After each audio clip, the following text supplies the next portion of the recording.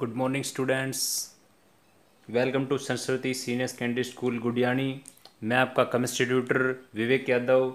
जैसा कि हमने प्रीवियस पार्ट के अंदर हम डिस्कस कर चुके थे इलेक्ट्रोड पोटेंशियल के बारे में, आज हमारे पास इसे नेक्स्ट पार्ट जो लेकर आए हैं बेटा आपके लिए वो है नर्नेस्ट इक्वेशन। और उसी में हम जानेंगे कि इक्विलिब्रियम कांस्टेंट फॉर नर्नेस्ट इक्वेशन क्या होता है और आपके पास ईएमएफ और गिब्स फ्री एनर्जी के बीच में क्या रिलेशन है। ये सारी चीज़ें हम इसमें डिस्कस करेंगे। तो आइए आज स्टार्ट करते हैं नर्नेस्ट इक्वेशन। अब ये नर्नेस्ट इक्वेशन क्यों एलोबरेट की गई, क्यों की गई? क्योंकि जैसा कि हमने SHE स्टैंडर्ड हाइड्रोजन जो इलेक्ट्रोड थी आपके पास, जो रेफरेंस इलेक्ट्रोड थी जिसके वैल्यू कितनी होती है 0.00, बट उसके लिए कंडीशन बना दी गई थी भाई 1 m कंसनट्रेशन में होनी चाहिए, 298 केल्विन है टेम्परेचर आपके पास। बट हमें जो डिफरेंट इलेक्ट्रोलाइट लेते हैं और उनकी कंसंट्रेशन डिफरेंट ले, तो उस केस में हम इलेक्ट्रोड पोटेंशियल को कैसे फाइंड आउट करेंगे? तो उसके लिए हमने जो इक्वेशन ड्राइव की गई है नर्नेस्ट इक्वेशन, तो ये इक्वेशन आएगी आपके पास। इसको याद रखना है, न्यूमेरिकल के अंदर इसका यूज करते हैं। पहले हम ये जानते हैं कि नर्नेस्ट इक्वेशन है क्या।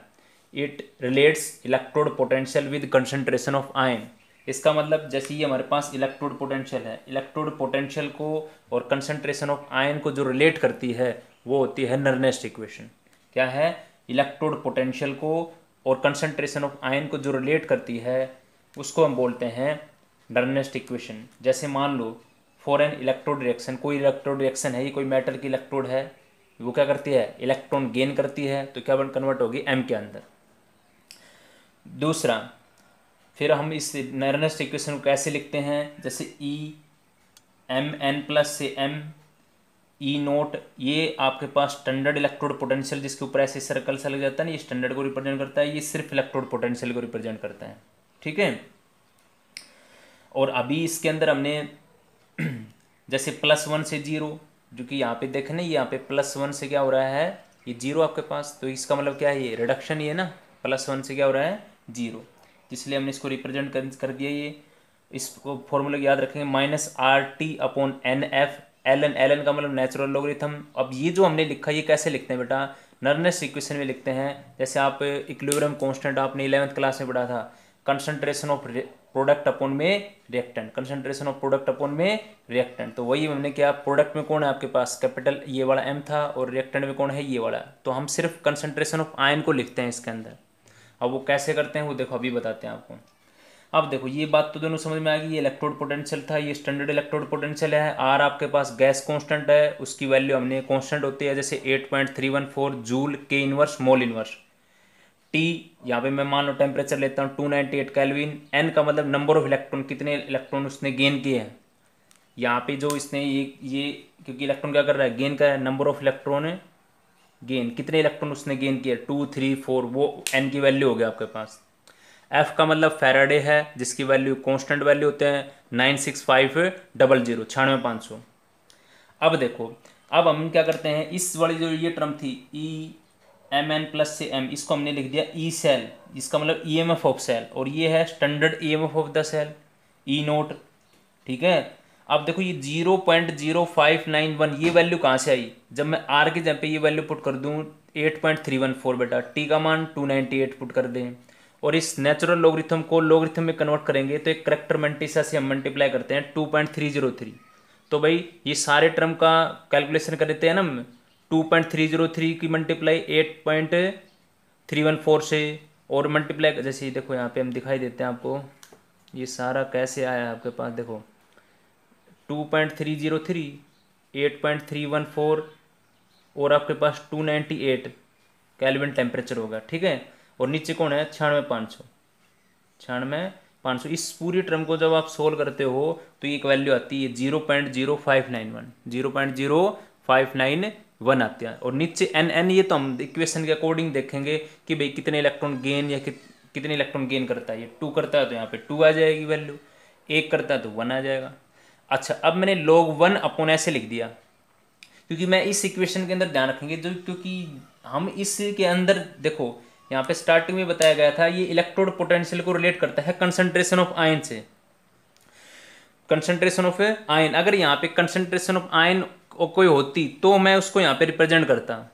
अब यहाँ पे क्या है, ये कैपिटल एम है, वो क्या है, हम बात करते हैं अगर प्योर सॉलिड और लिक्विड के लिए जो कंसंट्रेशन एम है आपके पास वो कितनी होती है, 1 होती है। प्योर सॉलिड और लिक्विड के लिए क्या होती है, कंसंट्रेशन क्या होती है, 1। तो इसमें ने ये जो कंसंट्रेशन थी इस एम के यहाँ पे क्या लिख दिया, 1 पुट कर दिया, 1/mn+, 1/mn+। तो ये फॉर्मूला आप याद रखोगे इसके अंदर, ये फॉर्मूला आपको बिल्कुल याद रखना है। और ध्यान रखेंगे इस यहाँ जो रिप्रेजेंट हम क्या करते हैं, कंसंट्रेशन ऑफ प्रोडक्ट अपॉन में reactant, concentration of product upon में रिएक्टेंट लिखते हैं आपके पास, ठीक है। जैसे मान लो एक जर्नल इक्वेशन लिखता हूँ मैं, उसके लिए आपको और भी वैल्यू को लिख के बताते हैं। ये नर्नेस्ट इक्वेशन तो हमारे पास होगी है, ठीक है। अब मैं एक इक्वेशन लिखता हूँ जर्नल, जिससे हमें ये भी पता लगा कि इस इक्वेशन को लिखते हैं, क्योंकि कई बार एग्जाम में ये पूछा जाता है कि भाई इसके लिए नर्नेस्ट इक्वेशन राइट डाउन करो बस सिर्फ आप, ठीक है। तो देखो वो लिखते हैं पहले। तो जैसा कि मेरे पास ये कोई रिप्रेजेंटेशन है इलेक्ट्रोकेमिकल शेल की बेटा, ऐसे तो करते हैं ऑक्सीडेशन, फिर साल्ट ब्रिज, फिर क्या होता है, रिडक्शन, यही तो होता है ना। अब देखो सबसे पहले आपको क्या करना पड़ेगा, इसमें इक्वेशन बनाओ, जैसे आप जो भी आपको मिल रहा है ना उसी का अकॉर्डिंग। जैसे मैंने लिखा Mg से क्या बन रहा है, Mg2+, और इसके लिए कितने इलेक्ट्रॉन आएंगे, 2 इलेक्ट्रॉन। फिर क्या बन रहा है, Ag+ से क्या बन रहा है, Ag, 1 इलेक्ट्रॉन की जरूरत पड़ी। अब इसको हम ओवरऑल कर देते हैं इस इक्वेशन का। ओवरऑल देखो इसमें कितने इलेक्ट्रॉन है बेटा, 2, इसमें कितने हैं, 1। तो इस पूरी इक्वेशन को 2 से मल्टीप्लाई कर देंगे, हो गया आपके पास ये। अब देखो यहाँ पे क्या आ गया, Mg+2Ag+, क्योंकि 2 इलेक्ट्रॉन से 2 इलेक्ट्रॉन कैंसिल आउट। यहाँ के पे क्या बच गया, Mg2+2Ag आपके पास, ठीक है। ये आ गया ना आपके पास। अब देखो अब इक्वेशन लिखनी थी, मान लो वो तो यही होती है, E cell E cell minus में 0.0591 एन की जगह पे अब क्या आएगा, देखो कितने इलेक्ट्रॉन इन्वॉल्व हो रहे हैं, 2 इलेक्ट्रॉन। कितने इलेक्ट्रॉन इन्वॉल्व हो रहे हैं, 2 इलेक्ट्रॉन आपके पास क्या हो रहे हैं, इन्वॉल्व हो रहे हैं, ठीक है। अब हम क्या करते हैं, कंसंट्रेशन ऑफ प्रोडक्ट अपॉन में कंसंट्रेशन ऑफ रिएक्टेंट। देखो तो ध्यान रखना यहाँ पे, देखो ये आपको ये लिख भी रखा, देखो ये इसकी कंसंट्रेशन इसके साथ है, इसकी कंसंट्रेशन इसके साथ है, मतलब आने तो ये 2 टर्म है, ये नहीं आएंगे। अगर मैं बाई चांस लिख भी देता हूँ 1 मिनट के लिए, देखो मैंने लिख भी दिया गलती से, मान लो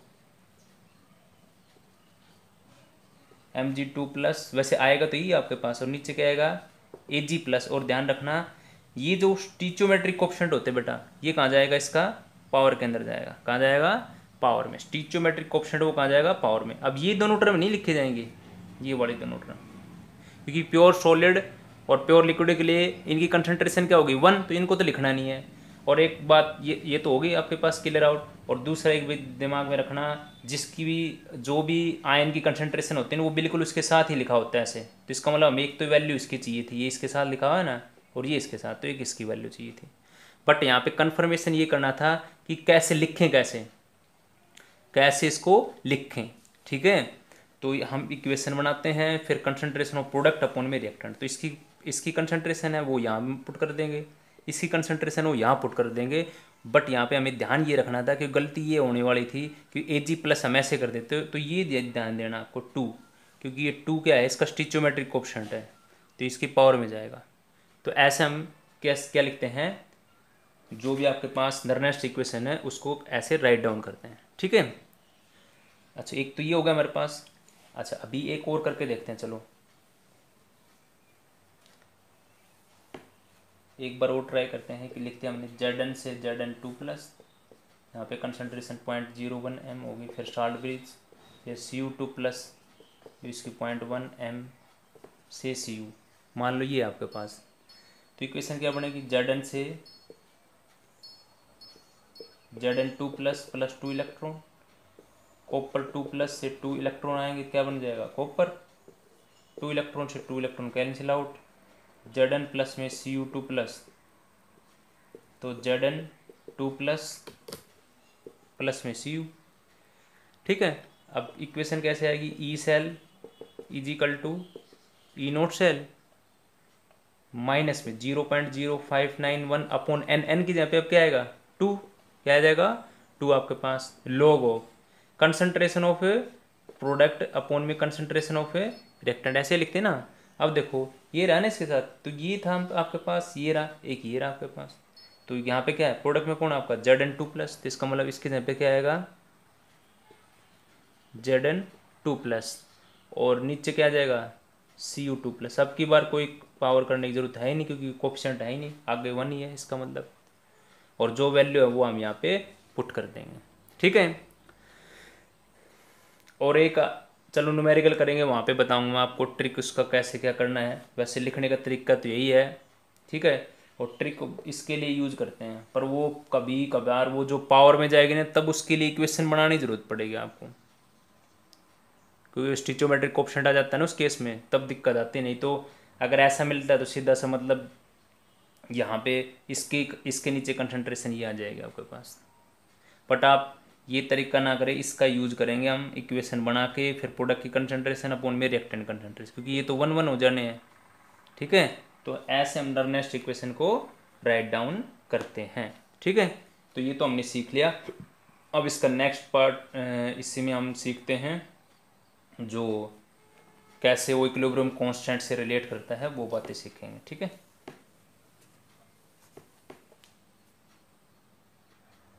अब हमारे पास नेक्स्ट है बेटा इक्विलिब्रियम कांस्टेंट फॉर नर्नेस्ट इक्वेशन।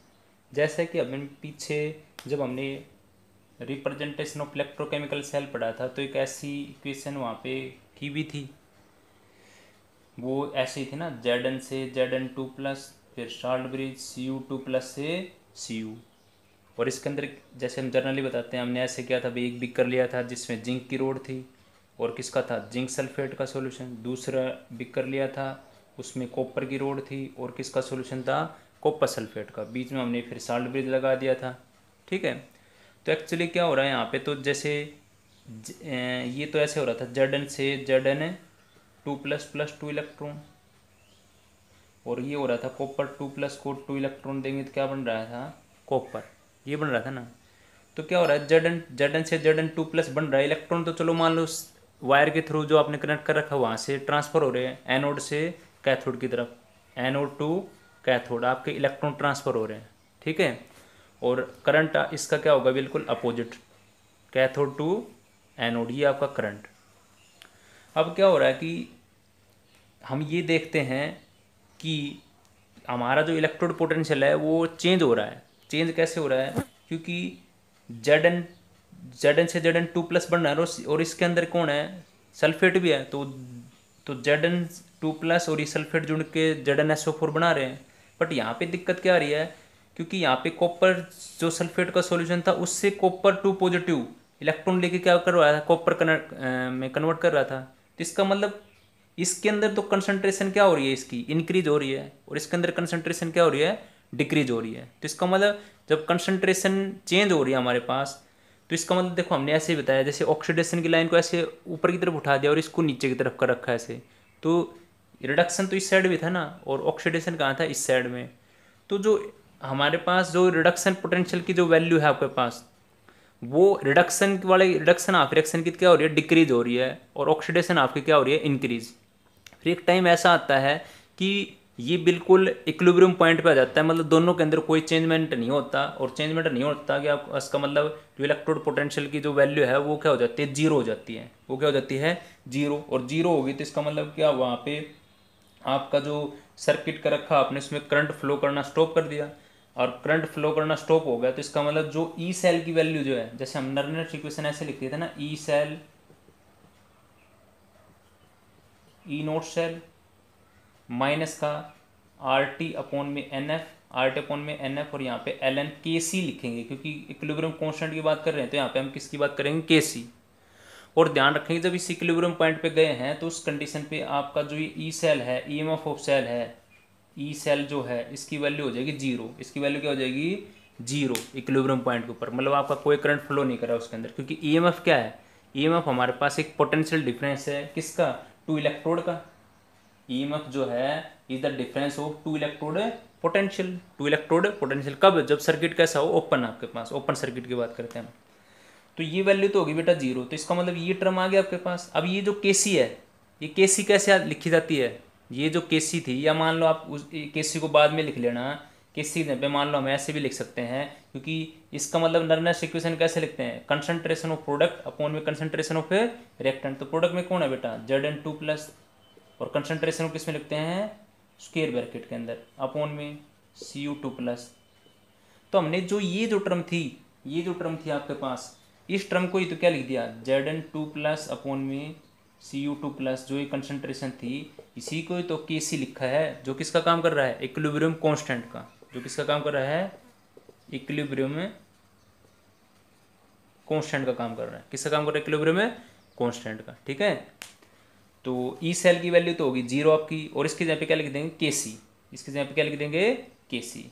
ठीक है, तो देखो यहाँ पे क्या होगा आपके पास, तो ये आपके पास आ गया E naught cell is equal to RT/NF ln Kc। ठीक है, अब हम क्या करते हैं, इस ln नेचुरल लॉगरिथम को किस में कन्वर्ट कर दें, लॉगरिथम से, तो मल्टीप्लाई किससे कर देंगे, 2.303 से कर दो इसको। अब वही सारा मान वही पुट करेंगे, R का मान वही आपके पास 8.314, R का मान 8.314, T का मान कितना 298 केल्विन, F का मान कितना 96,500। तो मैं सारा वैल्यू पुट करूंगा, वही कैलकुलेशन करूंगा, तो ये आ जाएगा 0.0591 अपॉन में n, और यहाँ पे आ जाएगा log, यहाँ पे क्या आ जाएगा, log Kc, और ये किसके बराबर है, ई नोट सेल के। तो इसका मतलब ये फॉर्मूला बन के आ गया आपके पास, ये फॉर्मूला याद रखना आप, कि E naught cell is equal to 0.0591 upon N log Kc। और ये काम कब हुआ, जब एट 298 केल्विन टेम्परेचर लिया हमने, कितना लिया, 298 केल्विन टेम्परेचर। ठीक है, तो यहाँ से किसी क्वेश्चन के अंदर आप Kc की वैल्यू निकालनी है तो उसको हम आसानी से फाइंड आउट कर सकते हैं। ठीक है,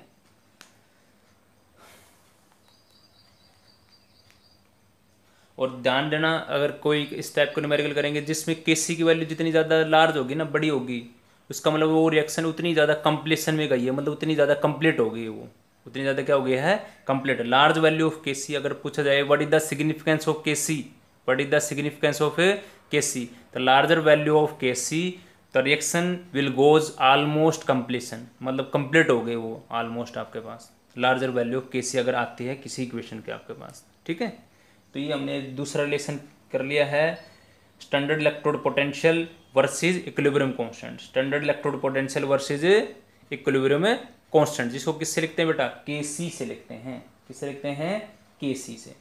ठीक है, अच्छा एक और फॉर्मूला हमारे पास इसमें बच गया है, EMF and Gibbs free energy का, EMF and Gibbs free energy. तो आई थिंक ये सभी को क्लियर आउट हो गया होगा।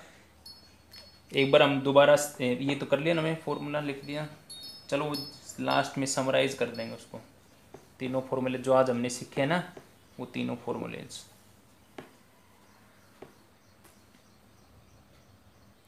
तो देखिए सेकंड हमारे पास है EMF and gives free energy. तो देखो, work done by a reversible galvanic cell, reversible galvanic cell क्यों, क्योंकि हमने जो बनाए थे ना इक्वेशन, देखो अभी की थी, तो जैसे Zn से बेटा Cu2 प्लस, Cu से Zn2 प्लस, तो ये कैसी है, एक रिवर्सिबल गैल्वेनिक सेल है ना। तो कहता है जो work done by a reversible galvanic cell, जो किसके इक्वल होगा, जो किसके इक्वल होगा, to decrease in its free energy, to decrease in its free energy, जिसको हम किसके नाम से जानते हैं, गिव्स फ्री एनर्जी। तो ये रिलेशन हमने 11th क्लास में पढ़ते हैं, डेल जी, ये आर का मतलब रिएक्शन है, gives free energy for reaction, minus n F E cell, n का मतलब नंबर ऑफ इलेक्ट्रॉन, एफ का मतलब फैराडे, और ई सेल का मतलब EMF ऑफ सेल होता है। अगर मैं इसको स्टैंडर्ड कंडीशन में लिखता हूँ बेटा, किस में लिखते हैं, स्टैंडर्ड कंडीशन में, तो भाई मैंने स्टैंडर्ड में लगा दिया, तो यहाँ पे क्या आ जाएगा, ई नोट सेल। देखो अभी हमने 2 मिनट पहले ही डिस्कस किया था ई नोट सेल की वैल्यू क्या थी, मगर मैं लिखूँ यहाँ पे ई नोट सेल यही तो था, E naught cell is equal to RT upon में NF और ln Kc। ठीक है, तो कर दो यहीं पे पुट इस वैल्यू को, RT अपॉन में NF, और ये हो जाएगा आपका ln Kc, NF से NF का आपका कैंसिल आउट होगा, NF से, क्योंकि अब मैं कन्वर्ट कर लूँगा इसको ln को नेचुरल लॉगरिथम से लॉगरिथम के अंदर, और ये मैंने ऐसे टर्म इसलिए लिखे ताकि एन एफ से मेरा एन एफ क्या हो जाए, कैंसिल आउट हो जाए। ई नोट सेल की वैल्यू मैंने यहाँ पे पुट कर दी।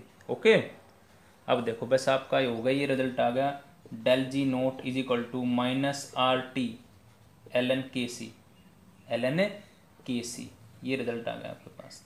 अगर आप इसको कन्वर्ट करना चाहते हो किसके अंदर, एल एन से लॉगरिथम के अंदर, तो कर दो इसको, तो क्या आ जाएगा, डेल जी नोट स्टैंडर्ड की स्फीयर एनर्जी माइनस में, देखो एल एन से लॉगरिथम करते हैं तो कितना मल्टीप्लाई करते हैं, 2.303 से, 2.303 से मल्टीप्लाई जो हम करते हैं करेक्टर मेंटिसा से 2.303, इसका मतलब फॉर्मूला देखो क्या बन के आएगा आपका, माइनस का 2.303 आर टी लॉग के सी। तो बेटा ये फॉर्मूला आपको याद रखना है, ठीक है।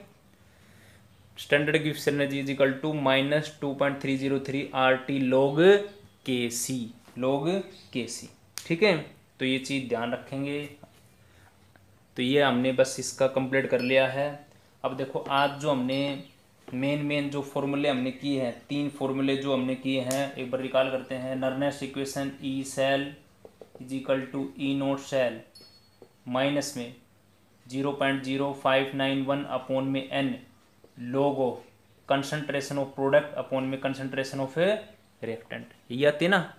या भाई उस इक्वेशन के अकॉर्डिंग लिखता हूँ तो मैं फिर वो ऐसे लिख दूंगा इसके अंदर, जैसे मान लो इक्वेशन वो आपकी एम एन प्लस है ऐसे, ठीक है। मेरे को थोड़ा सा अच्छी तरीके ऐसे लिख दें, ठीक है। ये तो नर्नेस होगी। एक हमने आज सीखा है कि E naught cell equilibrium constant, और जो आपकी इक्विलिब्रियम कांस्टेंट फॉर नर्नेस इक्वेशन के लिए, तो ये हो जाएगा, ये आपके पास अभी हमने किया था R T n F l n K C, L n K सी, या आप फिर इसको उस फॉर्म के अंदर भी कर सकते हो। कौन सी वाली फॉर्म के अंदर, इसको लिख सकते हैं 0.0591 अपॉन में N log K C, log K सी। तो ये फॉर्मूले याद रखने हैं आपको, 1 2, और एक मैंने आपको ये करवाई रखा है ये नीचे, del G naught minus 2.303 R T log K C, are T log K सी, ठीक है। तो ये हमने फॉर्मूले को आइडेंटिफाई कर लिया है। इन पे बेस न्यूमेरिकल होगा, वो हम एक पार्ट करेंगे, उसमें सब न्यूमेरिकल को डिस्कस करेंगे। Thank you for discussing Nernst equation, EMF and Gibbs sphere energy, equilibrium constant for Nernst equation.